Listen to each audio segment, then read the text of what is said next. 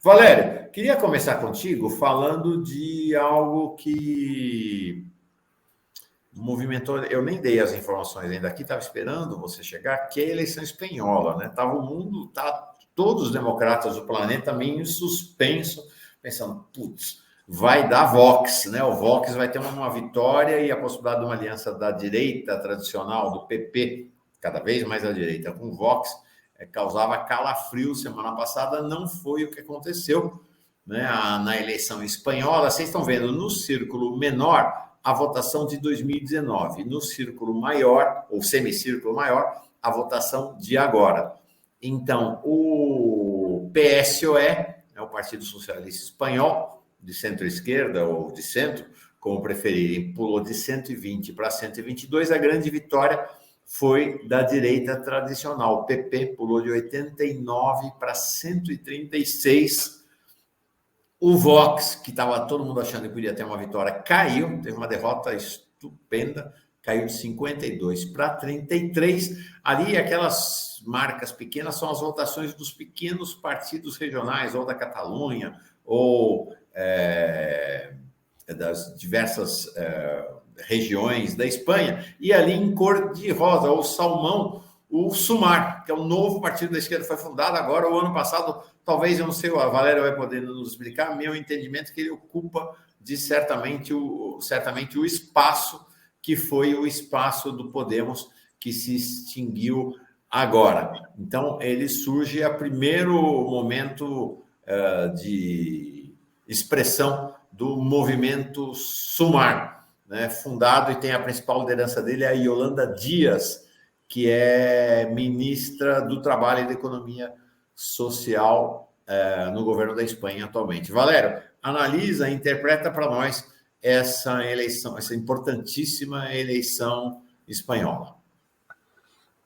Olha, para fazer uma primeira leitura, depois vamos nos detalhes, eu acho que há três conclusões fundamentais. A primeira, Mauro, Rebeca, bom dia a todos que acompanham ao Fórum Café, uma manhã luminosa em São Paulo, 24 de julho. É com alívio que a gente olha para os resultados da Espanha. Primeiro, direita cresceu, direita dura, PP, mas ainda que tenha ganhado mais 47 deputados, não consegue maioria absoluta e, portanto, ainda que venha a ser o Feijóo, que é a liderança, né, um líder de origem galega, veio da presidência dos Correios, que é pitoresco, ainda que ele seja o primeiro convocado pelo rei, pela peculiaridade do sistema espanhol, que é uma monarquia parlamentarista. Então, o rei convoca o líder do partido mais votado para tentar constituir governo. Isso não significa, importante para brasileiros que não conhecem o sistema espanhol, não significa que o PP venceu as eleições. O sistema parlamentário, os eleitores, eles não votam no governo, eles elegem o parlamento, e é o parlamento que elege o governo.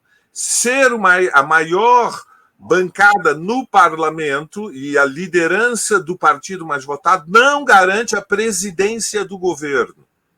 Olha só, interessante, Valéria, para todo mundo ver, tem uma linha bem fina que não dá para ver, mostrando o que é a maioria, para você, de fato, aí garantir a indicação. É 176. São 176 deputados eleitos. Então, olha só, o PP fez 136, falta 40 ainda para chegar nessa maioria, então ele precisaria de uma composição. O PSOE fez 122, mas tem 31 com o Sumar aqui. Então, na prática, essa força somada deles também. Então, é isso, né? O cenário de indefinição, na verdade, né, Valério? Ao cenário de indefinição, porque a primeira conclusão é que o PP vence a eleição como partido, mas não consegue a maioria absoluta. O segundo elemento central é que o Vox perde as eleições.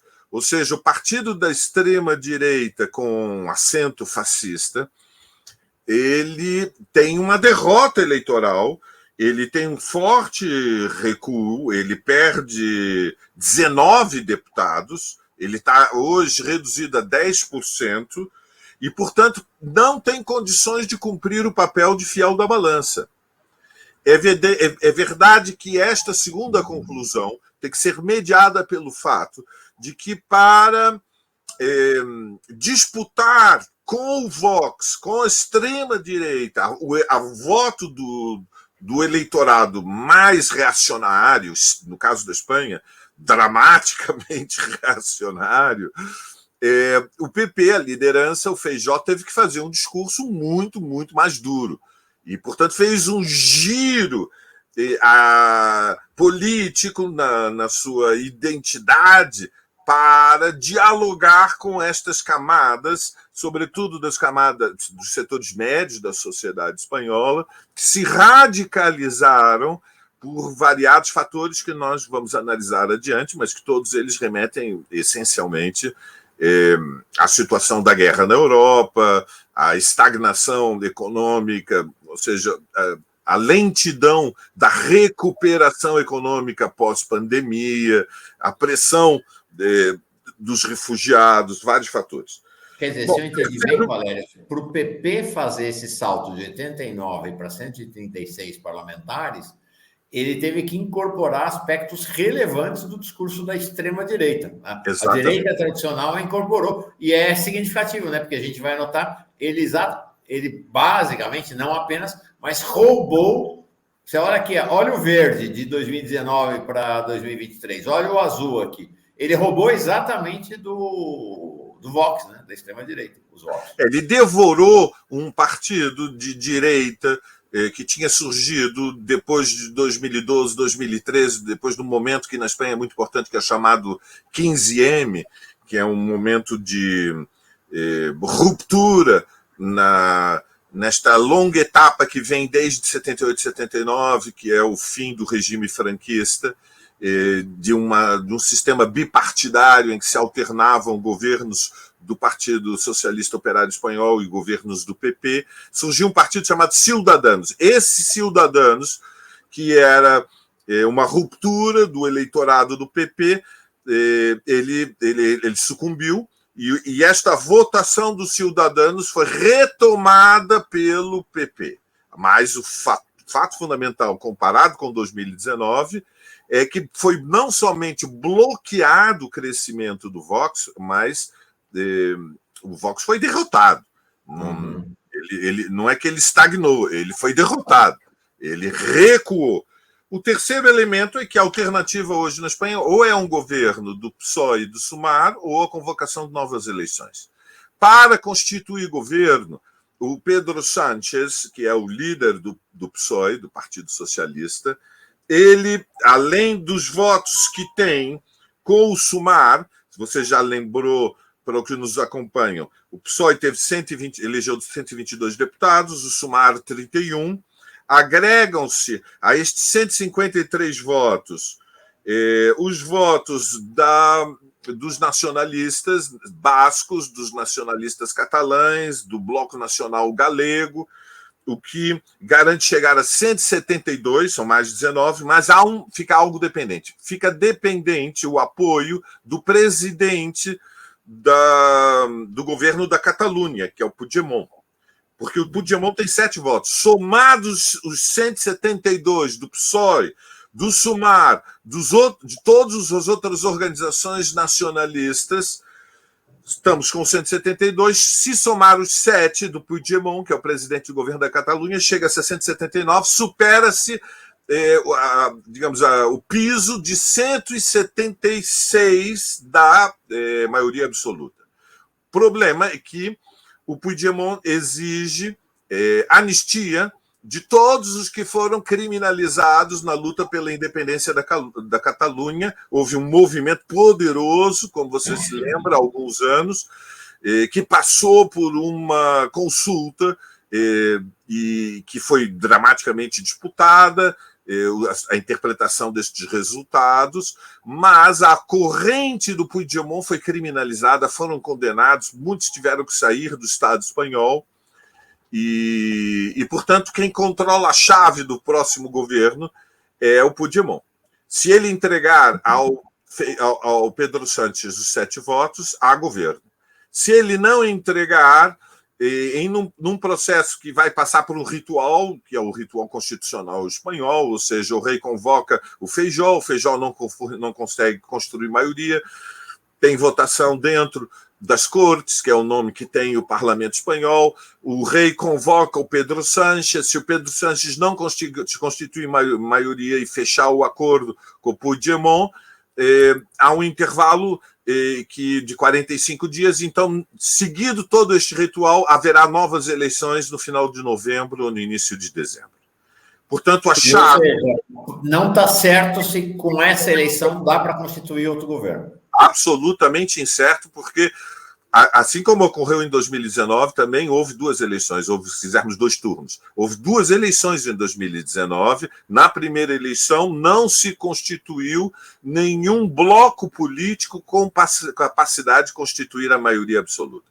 Agora, de novo, o mesmo problema, e não é fácil o PSOE encontrar uma solução para o Pedro Sánchez. Não é fácil, porque ele precisa dos 7 votos do Puigdemont, da Catalunha, e o Puigdemont não vai entregar estes votos se não houver anistia geral. Uma parte importantíssima do movimento pela independência da Catalunha foi criminalizado, foi condenado. Hoje, por exemplo, para você ter uma ideia das dificuldades do processo, uma das lideranças do movimento pela independência, no dia seguinte, tentou entrar no Estado espanhol, e Clara Ponsati, e foi presa. E, portanto, nós estamos numa situação em que o desenlace depende de uma negociação. O Pedro Sánchez está comemorando, ele afirma que, a frase dele é curiosa, ele diz: a democracia vai garantir, assegurar a governabilidade. A governabilidade é a continuidade do governo, não será exatamente o mesmo, porque vai ter que fazer negociações, mas a negociação do programa, da estrutura do governo, depende de um giro na linha do PSOE, que é um partido centralista, ou seja, que não é favorável a graus mais elevados de autonomia para a Catalunha. Uhum. Perfeito. Claro que a grande pergunta é como foi que se chegou a um resultado como este, ou seja, como nós vemos, há uma sociedade muito fraturada na Espanha, né? Nós temos utilizado este conceito para interpretar a realidade brasileira, mas na Espanha a sociedade também está intensamente fraturada, ao ponto de que constituir maioria no parlamento é dramaticamente difícil. De resto, como no Brasil, né? Nós estamos vendo como o tema da governabilidade do Brasil remete ao fato de que, embora o sistema seja diferente, o Lula foi eleito como presidente, tem legitimidade para constituir governo, não conquistou maioria dentro do Congresso Nacional. E, neste caso do Estado espanhol, como o sistema é um pouco esdrúxulo no século XXI, porque ainda há uma monarquia, e há o rei, e há uma família Bourbon no poder, a eleição ela é feita em 2 turnos, se quisermos. O povo elege o parlamento e é o parlamento que elege o governo. Portanto, só há governo se há maioria no parlamento, que não é uma condição, não é uma pré-condição no Brasil. Na Espanha, no Estado espanhol, é uma pré-condição. Esse partido da Catalunha, né, liderado pelo Puigdemont, elegeu 7 deputados, né? Então, essa cor aqui, esse verde, ele está do lado do Vox aqui, tem 33 do Vox, ao lado aqui um verde maravilha, um azul maravilha, sei lá, por essa aqui, é o Juntos, que elegeu 7 parlamentares e terá um peso decisivo. Veja que a linha de corte aqui é exatamente em cima dele, né? Exatamente. A maioria, tá aqui, é ele, né? Uma figura que já foi central, né? Chegou a ser preso na Alemanha, né? Realmente naquela rebelião catalã lá, e de fato agora volta por cima, né? Volta por cima. Exatamente. Ele está com a chave do governo na mão. A Rebeca tem questão para te colocar. Uma última pergunta para você desenhar esse cenário para nós. É o cenário da esquerda. O Podemos desapareceu, não existe mais Podemos. O que é esse Sumar? Esse Sumar é um herdeiro do Podemos? É um partido diferente? O que é esse Sumar que aparece aí como nova força na centro-esquerda ou esquerda espanhola? O Sumar é uma frente eleitoral liderada pela Yolanda Díaz, que vem da Galiza, é uma militante que tem as suas raízes no Partido Comunista Espanhol. Ele é uma frente que agrega 5 organizações e muitas forças regionais menores. Podemos está dentro de Sumar. Podemos passou por uma crise muito grande, teve uma derrota eleitoral imensa nas últimas eleições regionais. Há militantes do Podemos dentro do Sumar, entre os 31 eleitos pelo Sumar, 7 eleitos vieram do Podemos. É um partido de esquerda que agrupa todas as correntes que são, em alguma medida, foram expressão de uma reorganização da esquerda depois do 15M, ou seja, ele é expressão da crise de uma força histórica importante, que veio numa longa decadência, que foi o Partido Comunista, que passou por inúmeras rupturas, o Partido Comunista, mas é herdeiro, sobretudo, de uma reorganização que veio depois do 15M, ou seja, o Estado espanhol ele viveu 2 etapas, digamos, uma etapa que vai do fim do franquismo até o 15M, uma etapa do 15M na sequência. O 15M ele é uma explosão de participação política, com mobilizações multitudinárias, com centenas de milhares de pessoas nas ruas, na sequência da grande crise de 2008. Em 2008, o mundo atravessou um terremoto, um tsunami, que foi a crise econômica mais poderosa do capitalismo desde 29, no século passado. Essa crise ela teve um impacto monumental no Estado espanhol, porque o capitalismo espanhol, embora a Espanha seja, digamos, a 4ª potência capitalista da Europa ocidental, ou seja, é uma grande economia, o Estado espanhol ele tem os ganhos de produtividade do Estado espanhol, quando comparados com os seus vizinhos e quando interpretados à luz do contexto internacional, foram muito baixos, ou seja, a capacidade do capitalismo, a dinâmica do capitalismo espanhol, a pulsação do capitalismo espanhol, sua capacidade de desenvolvimento científico e tecnológico e de objetivação de novas tecnologias, de redução digamos, de aceleração do tempo, da produtividade do trabalho é muito pequena. E, portanto, o crescimento ocorreu em grande medida em função de um boom do mercado imobiliário. O Estado espanhol é uma das potências do turismo mundial. Na Espanha recebe dezenas e dezenas de milhões de pessoas como turistas. E por outro lado, o Estado espanhol é um polo de atração, de entesouramento no seu mercado imobiliário.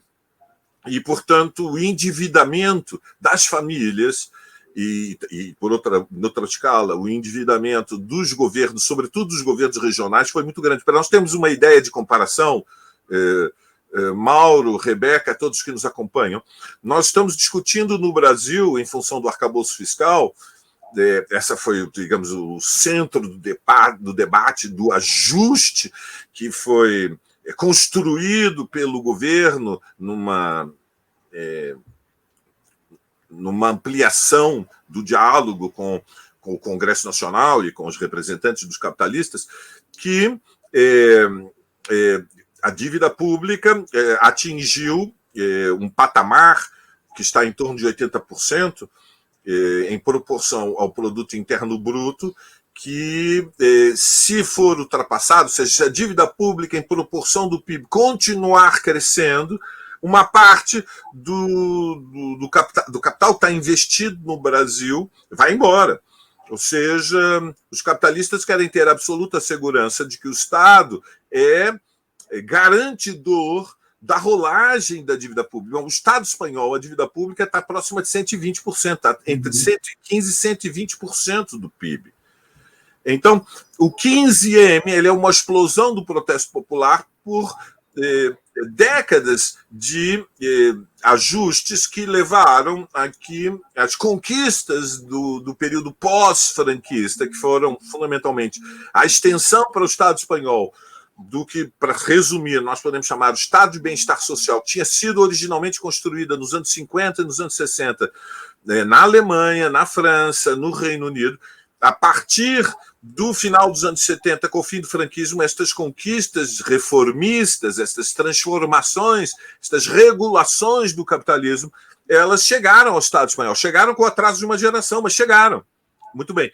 O que nós assistimos a partir do impacto da grande crise de 2008 foi o desmonte acelerado de todas essas conquistas, com recortes sucessivos de contra-reformas trabalhistas, previdenciárias, que anularam as conquistas dos anos 80.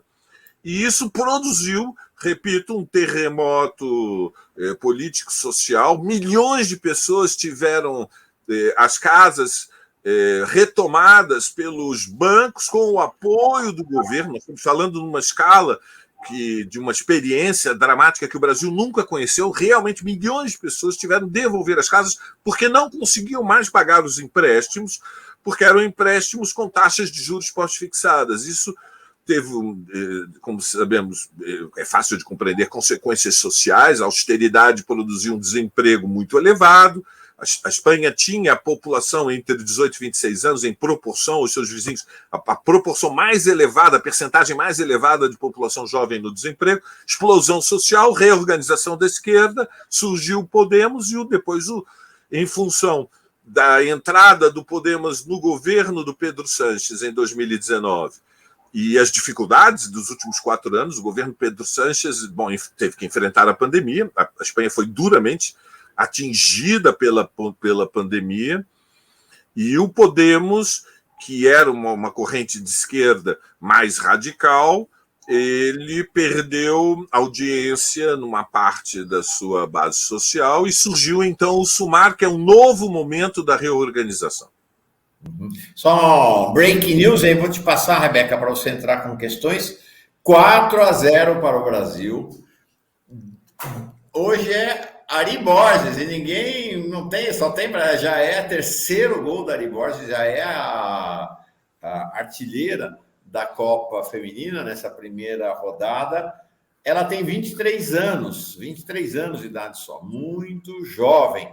Ela começou, o primeiro time de maior destaque foi pelo Sport, lá em Recife, ganhou 2 títulos para o Sport em 2017 e 2018. 2019 foi para o São Paulo, depois para o Palmeiras. Olha aí, achei que ela tinha passado só pelo São Paulo, foi pelo Palmeiras, onde conquistou a Copa Paulista e foi líder na conquista do vice-campeonato brasileiro. Em 2022, jogou a Libertadores, que conquistou pelo Palmeiras, e aí foi para o Racing Louisville, em dezembro agora, lá nos Estados Unidos. Realmente um fenômeno essa jogadora, e agora o estádio veio abaixo, né? O dia dela, ela saiu aos 30 minutos do segundo tempo para dar lugar na Marta. O estádio veio abaixo.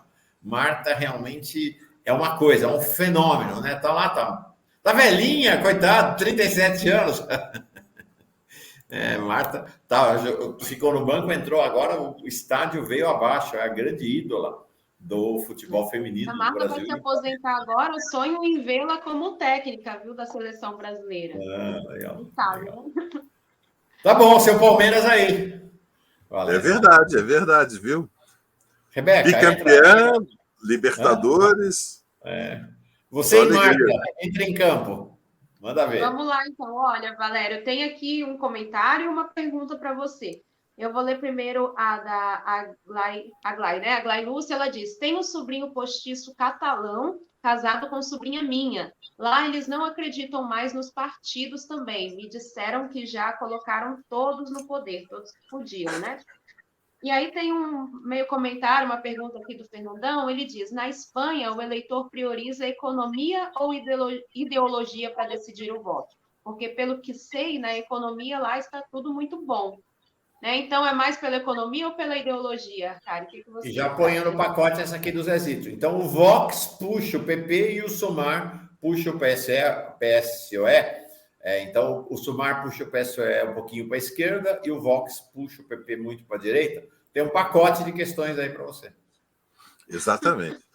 Bom, veja, primeiro, a grande pergunta. A Espanha está bem? Não, a Espanha não está bem. Veja, o mundo não está bem. Eu, de novo, a mim me cabe, Mauro, Rebeca, aqueles que nos acompanham, apresentar interpretações, fazer análises na segunda-feira de manhã. Segunda-feira é um dia que a gente tem o objetivo de olhar para a vida com um sorriso nos lábios, mas sejamos realistas. Veja, o Estado espanhol, em comparação com o Brasil, evidentemente é um país rico. O que significa que é um país rico? O Estado espanhol foi uma das maiores potências europeias, construiu um império que dominava toda a América Latina. Ou seja, o processo histórico levou a que o Estado espanhol tivesse um lugar no mercado mundial e no sistema de Estados internacional como uma potência. Isso significaram, nós estamos falando de séculos e séculos de acumulação de capital que foram objetivados. Veja, a riqueza é produzida, ela não é toda consumida pela sociedade. Uma parte da riqueza, ela é objetivada. E objetivar significa construir infraestrutura, construir escolas, construir estradas, construir tudo aquilo que oferece condições para um padrão de vida material e cultural mais elevado. E, portanto, quando falamos do Estado espanhol, estamos falando de uma potência imperialista. O Estado espanhol é uma peça-chave dentro da NATO. Nós não podemos entender este resultado eleitoral senão como um momento difícil de um giro à direita na situação. Quer dizer, vamos dizer as coisas como são. Em 2019, o PSOE foi eleito, com o apoio do Podemos, com o objetivo de tirar o Estado espanhol da longa decadência na qual ele vinha, fundamentalmente em função do impacto da crise de 2018. O PSOE perdeu as eleições. Veja, é paradoxal, porque o PSOE teve mais votos e elegeu 2 deputados a mais do que em 2019, do segundo turno. Mas o problema é que o PP ficou em primeiro lugar e elegeu 47 deputados a mais. Então, o PP venceu as eleições, mas não consegue construir a maioria absoluta. Então, o contexto qual é? O contexto é que, depois de 4 anos da pandemia, a recuperação foi insuficiente. E o Pedro Sánchez antecipou essas eleições, porque o cálculo dele é que, se ele esperasse completar os 4 anos do mandato, que ele tinha direito desde 2019, foi uma iniciativa do Pedro Sánchez botar o pé no acelerador e dizer, não, vou fazer a eleição agora e não daqui a 6 meses, porque ele temia que, se respeitasse o calendário eleitoral, o resultado seria pior ainda. E ele não estava errado neste cálculo, ou seja, ele fez um movimento tático, uma manobra tática para a redução de danos. Vamos dizer as coisas como são. Deste ponto de vista, o Pedro Sánchez teve uma vitória política, porque ele impediu que o Feijóo, à frente do PP, conquistasse a maioria. Mas isso decorre do fato que a vida não está melhor. É um país mais rico. Para padrões brasileiros, usando a nossa régua, evidentemente, a vida das pessoas, as rotinas, as condições da existência são muito, mas muito superiores aos do Brasil. Incomparavelmente superiores. A classe trabalhadora espanhola vive em condições que são inimagináveis para o trabalhador brasileiro médio. Mas isto não significa que, em comparação com como a geração anterior viveu na Espanha, não esteja se vivendo pior. A vida é pior hoje na Espanha do que foi no passado. E houve um giro à direita. As eleições, vamos dizer as coisas como são, houve um giro à direita, em grande medida em função da guerra. Ou seja, a verdade é que a invasão da Ucrânia, um dos efeitos que teve foi consolidar a NATO, rearticular, ou se quisermos, reaproximar as relações dos governos da Europa Ocidental com os Estados Unidos e